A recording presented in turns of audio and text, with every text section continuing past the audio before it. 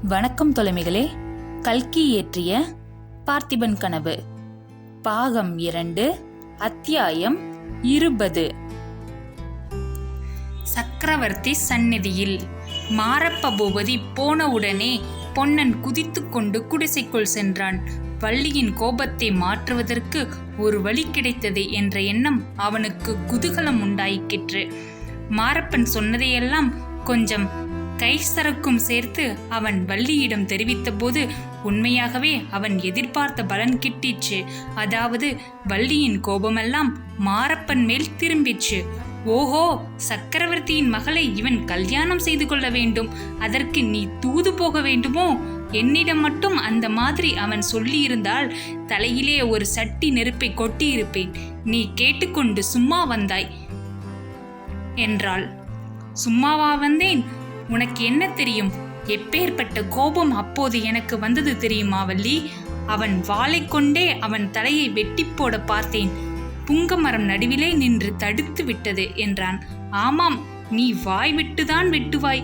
வாள் வெட்டுக்கு உன் கையிலே சக்தி இருக்கிறதா என்றாள் வள்ளி. பொன்னன், இங்கே வா, நான் சொல்கிறது நிஜமா இல்லையா என்று காட்டுகிறேன் என்று சொல்லி அவள் கையை பிடித்து கரவென்று இழுத்து கொண்டு போனான். புங்க மரத்தில் கத்தி வெட்டு ஆழமாய் பதிர்ந்திருந்ததை காட்டினான். அதை பார்த்ததும் வள்ளி முகம் மலர்ந்தது.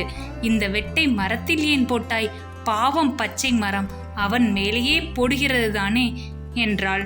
இருக்கட்டும், ஒரு காலம் வரும், அப்போது போடலாம் போகிறேன் என்றான் பொன்னன். பிறகு இருவரும் மேலே என்ன செய்வதென்று வெகுநேரம் யோசித்தார்கள். மாரப்ப பூபதி எவ்வளவு துர்நடத்தையுடையவன் என்பதை சக்கரவர்த்திக்கு எப்படியாவது தெரிவித்து விட வேண்டும் என்று அவர்கள் முடிவு செய்தார்கள். ஆனால் எவ்விதம் தெரிவிப்பது? நீதான் அன்றைக்கு சக்கரவர்த்திக்கு கும்பிட்டு போட்டு காலில் விழுந்தாயே, அவரை உறையூரில் போய் பார்த்து எல்லாவற்றையும் சொல்லிவிடேன் என்றாள் வள்ளி. நான் கலகத்தில் சம்பந்தப்பட்டவன் என்று உறையூரில் எல்லோருக்குமே தெரியும். உறையூருக்குள் என்னை போகவே விட மாட்டார்கள். அதிலும் சக்கரவர்த்தியை பார்க்க வேண்டும் என்று சொன்னால் சந்தேகப்பட்டு காராகிரகத்தில் பிடித்து போட்டு விடுவார்கள் என்று பொன்னன் சொன்னான். அப்படியானால் நான் போய்விட்டு வரட்டுமா என்றாள் வள்ளி. நீ எப்படி சக்கரவர்த்தியை பார்ப்பாய்? உன்னை யார் விடுவார்கள்? இப்படி இவர்கள் பேசிக்கொண்டிருக்கும் போது குடிசையின் வாசலில் குதிரைகள் வந்து நிற்கும் சத்தம் கேட்டது. யார் இப்போது குதிரை மேல் வந்திருக்க முடியும் என யோசித்து கொண்டே வள்ளியும் பொன்னனும் வெளியில் வந்தார்கள். பல்லவ வீரர்கள் 5-6 பேர் வந்திருப்பதை பார்த்ததும் அவர்களுக்கு கொஞ்சம் திடுக்கிட்டது. வந்த வீரர்களின் தலைவன், ஓடக்காரா, உன்னை கைப்பிடியாக பிடித்து கொண்டு வரும்படி சக்கரவர்த்தியின் கட்டளை. மரியாதையாய் உடனே புறப்பட்டு வருகிறாயா? விலங்கு பூட்ட சொல்லட்டுமா என்றான். பொன்னன் கலவரம் அடைந்த முகத்துடன் வள்ளியை பார்த்தான். வள்ளி துணிச்சலுடன் வீரர் தலைவனே நோக்கி, சோழ நாட்டின் மரியாதைக்கு எப்போதும் குறைச்சல் இல்லை ஐயா. நீங்கள் பிறந்த ஊரில்தான் மரியாதைக்கு பஞ்சம் போலிருக்கிறது என்றாள். ஓஹோ, நீதான் வாயாடி வள்ளியா? உன்னையும்தான் கொண்டு வர சொன்னார் சக்கரவர்த்தி. ஆஹா, வருகிறேன். உங்கள் சக்கரவர்த்தியை எனக்கு தான் பார்க்க வேண்டும்.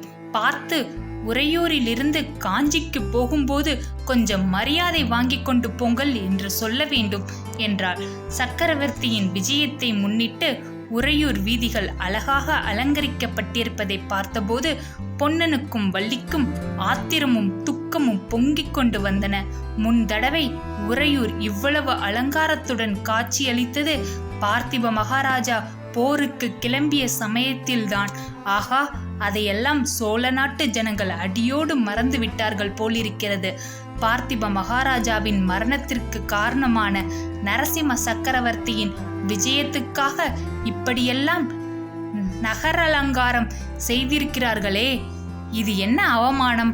சோழ நாட்டுக்கு என்ன கதி நேர்ந்து விட்டது? அருள்மொழி ராணி இப்போது உறையூருக்கு வந்து இந்த கோலாகலங்களை எல்லாம் பார்த்தால் மனம் சகிப்பாரா? இவ்விதம் பேசிக்கொண்டே பொன்னனும் வள்ளியும் சக்கரவர்த்திக்கென்று புதிதாக அமைக்கப்பட்டிருந்த அரண்மனையை அடைந்தார்கள். அந்த அரண்மனையின் பெருமிதம், அதில் காணப்பட்ட சிற்ப வேலைப்பாடுகளும் அவர்களை பிரமிக்க செய்தன. அவர்களின் ஆத்திரத்தையும் அதிகப்படுத்தின. சோழ மன்னன் அமர்ந்து ஆட்சி செலுத்த வேண்டிய இடத்தில் வெளியூரான் வந்தல்லவாய் இவ்வளவு ஆர்ப்பாட்டம் செய்கிறான். அரண்மனைக்குள் அவர்கள் ஒரு அறையில் கொண்டு வந்து நிறுத்தப்பட்டார்கள். அதற்கு அடுத்த அறையில் பேச்சுக்குரல்கள் கேட்டுக்கொண்டிருந்தன. கம்பீரமான ஒரு ஆண் குரல் அதிகமாக கேட்டது. ஒரு இளம் பெண்ணின் இனிய குரலும் சிரிப்பின் ஒலியும் இடையிடையே கேட்டன. ஈனஸ்வரத்தில் இன்னொரு ஆடவன் குரலும் கேட்டது. அது மாரப்ப பூபதியின் குரல் மாதிரி இருக்கவே பொன்னன் திடுக்கிட்டான். சக்கரவர்த்திக்கு விரோதமாக சதி ஆலோசனையில் கலந்து கொண்டதன் பொருட்டு விசாரிப்பதற்காகத்தான் சக்கரவர்த்தி தங்களை அழைத்து வர செய்திருக்க வேண்டும் என்று பொன்னனும் வள்ளியும் கிளம்பும் போது யூகித்தார்கள். விசாரணையின் போது தைரியமாக மறுமொழி சொல்லி சக்கரவர்த்திக்கு பொன்னன் கும்பிட்ட அவமானத்தை துடைத்துக் கொள்ள வேண்டுமென்று அவர்கள் பேசிக்கொண்டு வந்தார்கள். மாரப்ப பூபதியின் ஈன குரலிலிருந்து தாங்கள் யூகித்தது சரிதான் என்று அவர்களுக்கு பட்டது. அப்போது வள்ளி பொன்னன் காதோடு ஏதோ சொன்னாள். அவள் சொல்லி முடிப்பதற்குள் உள்ளே இருந்து கம்பீரமான குரல், எங்கே அந்த ஓடக்காரனை கொண்டு வா என்று கட்டளையிட்டது. பொன்னனையும் வள்ளியையும் அடுத்த அறைக்குள் கொண்டு போனார்கள். அங்கே நவரத்தின கச்சிதமான சிங்காதனத்தில் சக்கரவர்த்தி கம்பீர தோற்றத்துடன் வீற்றிருப்பதையும், அவருக்கு அருகில் குந்தவி தேவி சாய்ந்து கொண்டு நிற்பதையும், எதிரே மாரப்பன் குனிந்த தலையுடனும் நடுங்கிய உடம்புடனும் என் ஜானுடம்பும் ஒரு ஜானாய் குறுகி நிற்பதையும் வள்ளியும் பொன்னனும் போகும்போதே பார்த்து கொண்டார்கள். சக்கரவர்த்தியின் எதிரில் போய் நின்ற பிறகு அவர்களால் தலை நிமிர்ந்து பார்க்க முடியவில்லை. சக்கரவர்த்தியின் முகத்தில் பொங்கிய தேஜஸானது அப்படி கண்களை கூச செய்து அவர்களுக்கு அடக்க ஒடுக்கத்தை அளித்தது. மாமல்ல சக்கரவர்த்தி இடி முழக்கம் போன்ற குரலில் சொன்னார், ஓஹோ, இவள்தானா? தோணித்துறையில் அன்றைக்கு பார்த்தோமே, வெகு சாதுவை போல் வேஷம் போட்டு நடித்தாள். நல்லது நல்லது. படகு தள்ளுகிறவன் கூட பல்லவ சாம்ராஜ்யத்திற்கு விரோதமாக சதி செய்வதென்று ஏற்பட்டுவிட்டால் அப்புறம் கேட்பானேன்? அழகுதான். இவ்விதம் சக்கரவர்த்தி சொன்னபோது பொன்னனும் வள்ளியும் அடியோடு தைரியத்தை இழந்து விட்டார்கள்.